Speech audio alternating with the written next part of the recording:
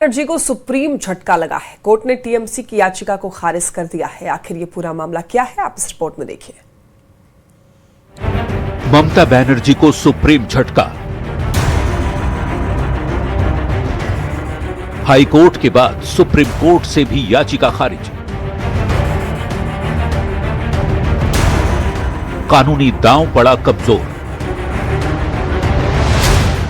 पश्चिम बंगाल का चुनाव सिर्फ सत्ता की लड़ाई नहीं बल्कि राजनीतिक वर्चस्व का भी सवाल बन गया है। जहां टीएमसी अपनी सत्ता बचाने की चुनौती में है तो बीजेपी पूरी ताकत के साथ सत्ता में आना चाहती है। लेकिन चुनाव परिणाम से पहले टीएमसी को झटके पर झटका लग रहा है। सबसे बड़ा झटका कानूनी मोर्चे पर लगा है, जहां ममता बनर्जी को लगातार निराशा हाथ लगी है। पहले कोलकाता हाईकोर्ट ने मतगणना व्यवस्था को लेकर टीएमसी की याचिका खारिज कर दी थी। अब सुप्रीम कोर्ट से भी कोई राहत नहीं मिली।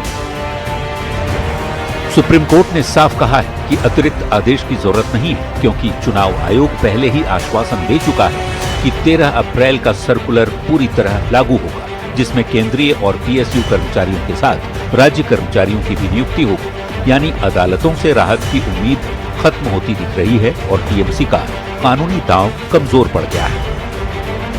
चुनाव आयोग के द्वारा जब तमाम दलीलों को रखा गया, उसी के आधार पर सुप्रीम कोर्ट ने सीधे तौर पर टीएमसी की इस याचिका को खारिज कर दिया।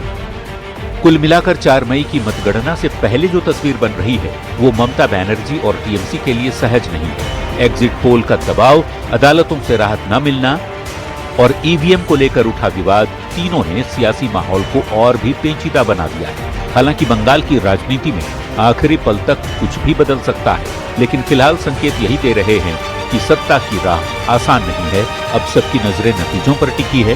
क्या ममता बनर्जी फिर वापसी करेंगी या भारतीय जनता पार्टी इतिहास रच देगी? Bureau report, news 18।